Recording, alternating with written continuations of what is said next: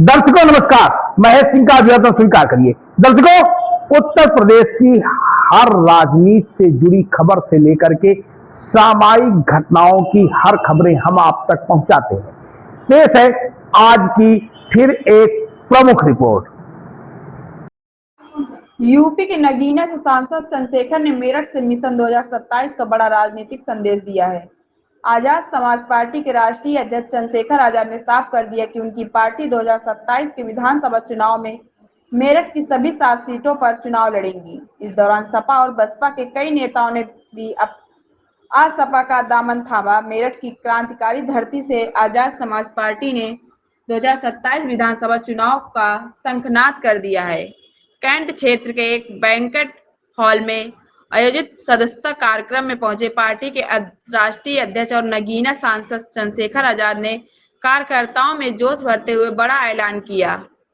उन्होंने कहा कि आज सपा मेरठ की 7 विधानसभा सीटों पर अपने उम्मीदवार उतारेगी और मजबूती से चुनाव लड़ेगी। चंद्रशेखर आजाद ने अपने संबोधन में कहा कि मेरठ वही धरती है जहां से 1857 की क्रांति की शुरुआत हुई थी और अंग्रेजों की सत्ता हिल गई थी। उन्होंने कहा कि अब प्रदेश में वैचारिक क्रांति की जरूरत है। उन्होंने सरकार पर निशाना साधते हुए कहा कि अब लाठी और गोली की राजनीति ज्यादा दिन नहीं चलेगी। कार्यक्रम के दौरान समाजवादी पार्टी और बहुजन समाज पार्टी के कई स्थानीय नेताओं ने आज सपा की सदस्यता ग्रहण की। चंद्रशेखर आजाद ने सपा छात्र सभा के राष्ट्रीय महासचिव बाबर चौहान, खरदौनी हाजी नूर समेत दर्जनों लोगों को पार्टी में शामिल कराया।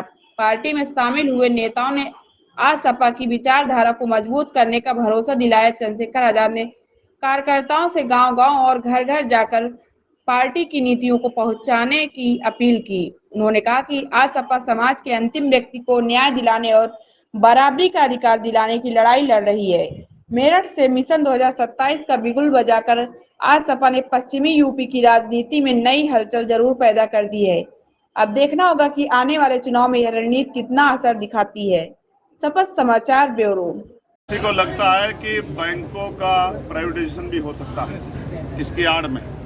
कई लोगों को लगता है बैंकों में उनका पैसा सुरक्षित नहीं, और कई तरह से ये भी लगता है कि भाई चुनाव को जो है प्रभावित करने के लिए या जो सोना लोगों ने अपने घरों में रखा है उस सोने को निकालने के लिए सरकार कर रही है। लेकिन जब आपने सवाल किया तो मुझे लगा कि आप ये कह रहे हैं कि प्रधानमंत्री कल ये ना कह दें कि अब सोना कम करो और 12 घंटे की जगह 18 घंटे काम करो तब जाके रोटी की व्यवस्था होगी। पता नहीं क्या कहते हैं हमारे प्रधानमंत्री, लेकिन सच ही है। अगर प्रधानमंत्री जो कह रहे हैं इस बात को, तो विपक्ष जो है 3 महीने पहले से कह रहा था, चुनाव से पहले। तब प्रधानमंत्री तब चुनाव लड़ने में व्यस्त थे, तब उन्होंने इस बात को क्यों नहीं समझा? तब तो कहते हैं हमारे पे गैस की कमी नहीं है, हम पे पेट्रोल डीजल की कमी नहीं, उर्वरक की कमी नहीं, फर्टिलाइजर की कमी नहीं। तब तो कहते सब अच्छा है। लेकिन अचानक से क्या हुआ कि चुनाव का रिजल्ट आया, शपथ ग्रहण कार्यक्रम चल रहा है तत्काल। और मुझे पीड़ा इस बात की है, जो कहता है पहले, जैसे गांधी जी ने कहा कि भाई नमक छोड़ो, तो पहले उन्होंने ये नियम अपने ऊपर धारण किया। लेकिन देश के प्रधानमंत्री ने कहा, और फिर असम के जो है उसमें जब मंत्रिमंडल के गठन में मुख्यमंत्री की शपथ में आप जा रहे हो, तो हर आपका मुख्यमंत्री जा रहा है वहां प्रदेश का, कि उनके बगैर शपथ नहीं हो सकती है क्या केंद्रीय मंत्री के बगैर शपथ नहीं हो, सब प्राइवेट जेट से जा रहे हैं। तो समझ आता है कि आप अपने खर्चों में कोई कटौती नहीं कर रहे हो, जनता से मांग कर रहे हो। जनता महंगाई से आप देख रहे हैं शपथ समाचार।